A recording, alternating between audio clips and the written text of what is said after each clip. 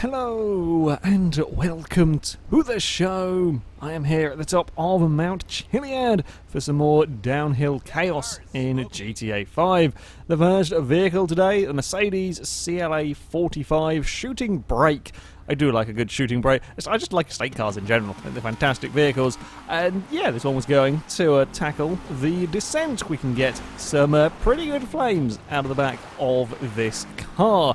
Now, this opening section is narrow and a particularly bumpy part of the course. Many cars have issues down here. The Mercedes was alright on its first attempt through here, and make sure to get the car stopped a little early on the brakes, in fact, getting the car slowed down. Things were going relatively well on this opening run until I found a bush. The bloody bushes down the side of Mt Chiliad. The car was turned in, it was all going relatively well, just the front got caught by the bush and it dragged it around far enough that I couldn't keep it under control. Next attempt, too much speed. I left it a little too late to get on the brakes and couldn't quite make the turn. I'd stopped the car from going well off the course, but yeah, couldn't make the turn. Much better line this time around, although in my attempts to carry more and more speed, turned in a fraction too soon at the hairpin, didn't quite roll over fully, did a fair old whack to the front of the car, mine, didn't quite roll over fully, but yeah, that will ruin your run, fighting the car for control down these bumps, and not quite got it sorted out with the jumping there. Car twisted in the air, couldn't quite recover it, then the vehicle stuck on its side, and yeah, we just kind of gradually, slowly fall our way down the side of the mountain. I was holding reverse for a second. I was holding the brake trigger and forgot the car was was pointing backwards, so we actually sped up a little bit when I had it in reverse accidentally. So that didn't help with this collision, but yeah, the Mercedes did take a little bit of a battering that time out. Apart from that, though, we didn't really have any massive offs with the car. Most of it was just little things that were causing problems. I got a twitch on the landing of the jump, ended up out wide, trying to keep things under control, found a rock, and kind of slightly rolled the car off it. But yeah, it didn't take too long at all, really, to get this Merc down the course. It was a nice, solid car. I mean, running wide in turn one there is often a recipe for disaster. You see the way the car kind of gets bounced around a little bit from side to side, but it's nothing too terrible. I was going for the neatly across the jump option rather than actually trying to carry too much speed to make sure that I could keep the vehicle all under control. Some big two-wheel moment. That was the only time we really saw the Mercedes going up onto two wheels. It's a huge throw down that part of the course. It was pretty good. The car's pretty good if I can carry that much speed and chuck it into the turn in that manner. Bumps could cause small issues for the car. Again, there's nothing really major issues taking it down here. As I said, we had no, aside from one off at the top of the course, we had no major explorations, no massively high-speed flips and rolls from this car, which is a testament to a vehicle being pretty easy, really, to drive down this kind of course across the final of the big jumps. You see the vehicle just kind of almost bounced back off the landing. It was incredibly light. For a second there, I wondered if we might have a big issue, but we did not around the very bumpy second to last corner, no problem. Again, carrying good speed around the final turn between the mountain bikers and the Mercedes is across the line. I think it's a good looking car, and it's a pretty damn good driving car as well. Getting it down here, not quite got sort of supercar performance, no, that's not quite what you would expect from it though, but yeah, a good fun handling vehicle. Me doing some showing off very nearly got in a lot of trouble. We got away with it. We brought the thing back on. Me almost falling off the mountain also freaked out the mountain bikers for whatever reason. And I love how one of them he's decided to run all the way up Chiliad. Up next, the Maserati Birdcage. I do like this car. It's a fantastic vehicle. Admittedly, from the back, it does look very much like a bathtub. From the front, it looks an awful lot better.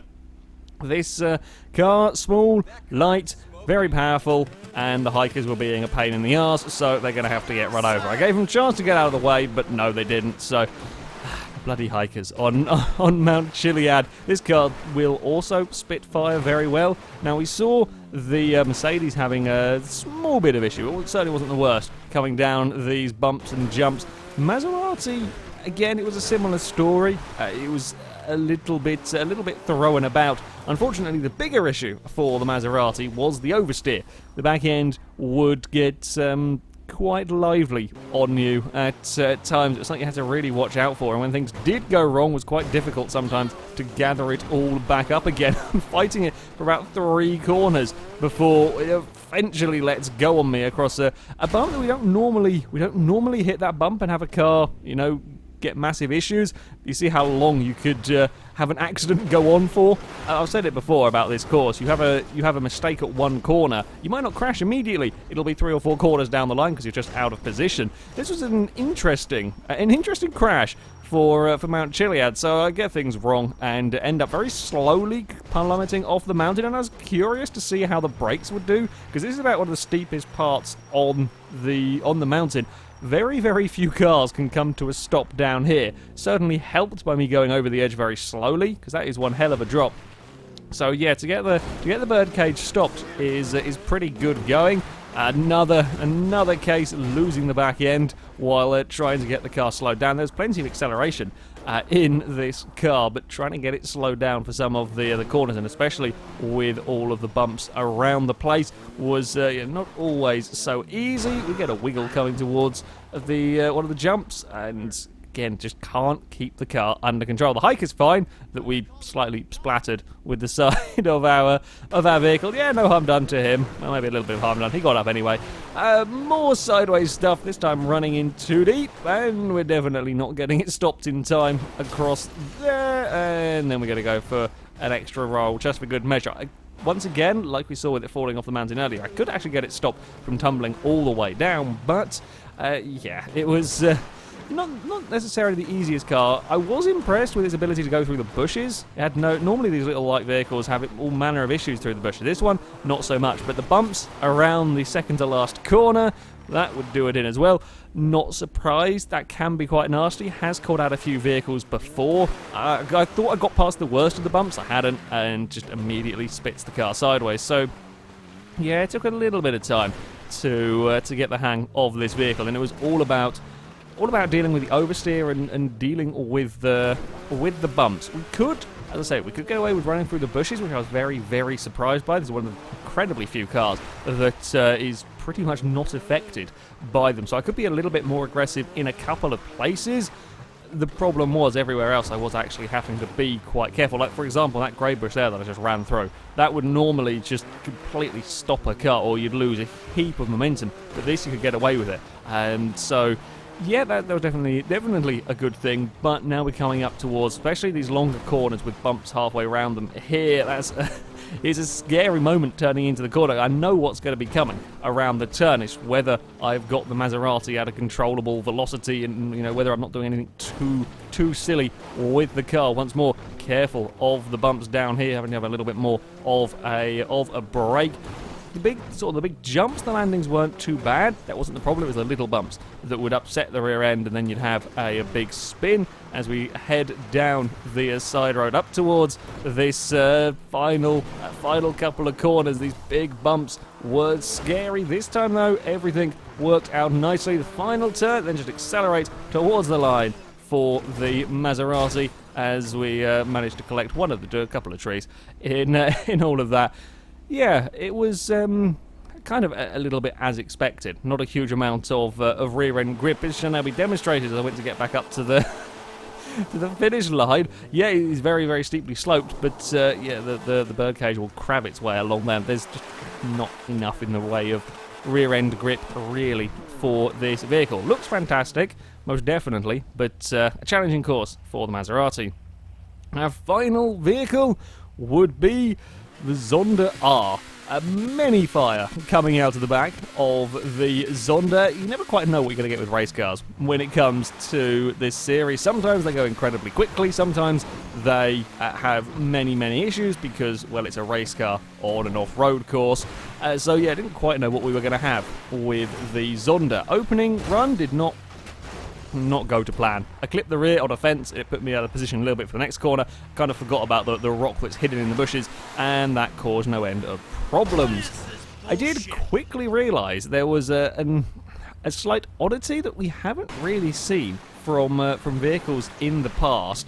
The Zonda R has terrible, terrible steering lock. It just doesn't get turned. There's not enough steering lock. This is a common thing. Race cars do generally have awful steering lock compared to normal vehicles, and when you're on a very narrow course like this, it becomes very, very noticeable. Admittedly, this failure, that was me mispositioning the car ever so slightly, but yeah, the car itself was pretty good. There was a lot of speed, there was some good braking, grip wasn't too bad once you got everything sorted, although admittedly still, you know, try to push the car that a little too hard gets a spectacular flip, and if this car did flip, it went over in spectacular style. Again, much like other race cars, it tends to be, because when you have a crash with this, you have a pretty large one.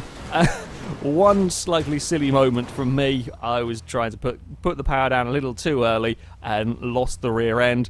Yeah, it's certainly nowhere near as oversteering as the Birdcage, this one. You could, though, because it is a very, very quick car. Trying to get this vehicle around the hairpin, going back to what I say about the steering lock, it just didn't want to get around the hairpin particularly. We have seen it with a few vehicles a long time ago. It's been a while since we've had anything that's sort of struggled to get the hairpin. You know, no matter how much I tried with the handbrake, it just wasn't particularly comfortable. I was really throwing the vehicle down here, although this time around it didn't quite go to plan. You could get away with it on most occasions. It's yeah, wasn't quite well enough positioned that time around, and in my eagerness to keep going on, I just kept the throttle down, and we ended up climbing over a cliff face, and we go for another spin, asking too much of the car, combining sort of a little bit of bumping with a lot of oversteer and power. Yeah, we ended up in trouble.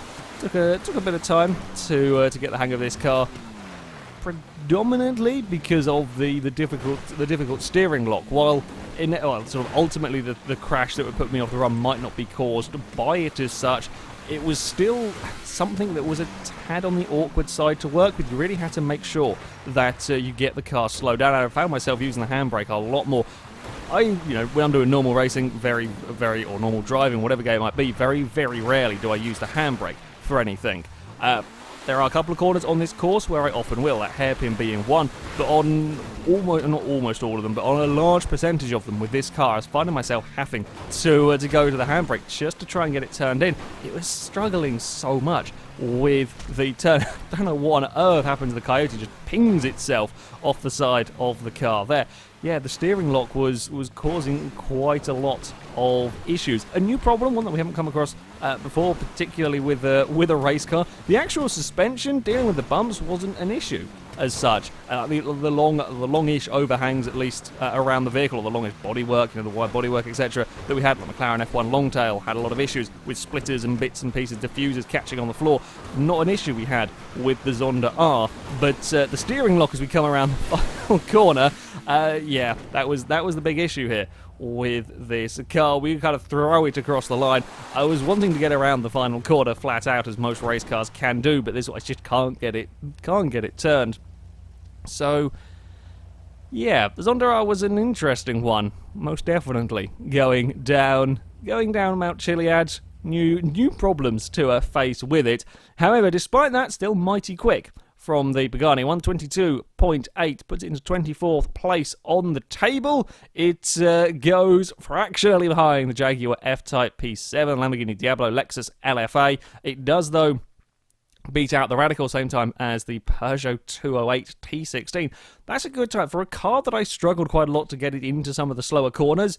That is pretty good going. It makes up its time with its incredible acceleration and dealing with the bumps pretty well. The Mercedes is also pretty impressive. The CLA, a 124.4, goes into 42nd place on the table. It beats the V12 shaft. That's the Martin GT3 car. It's the same time as the Karuma, although it does get a little bit beaten by the Evo 6, the McLaren GT3 car.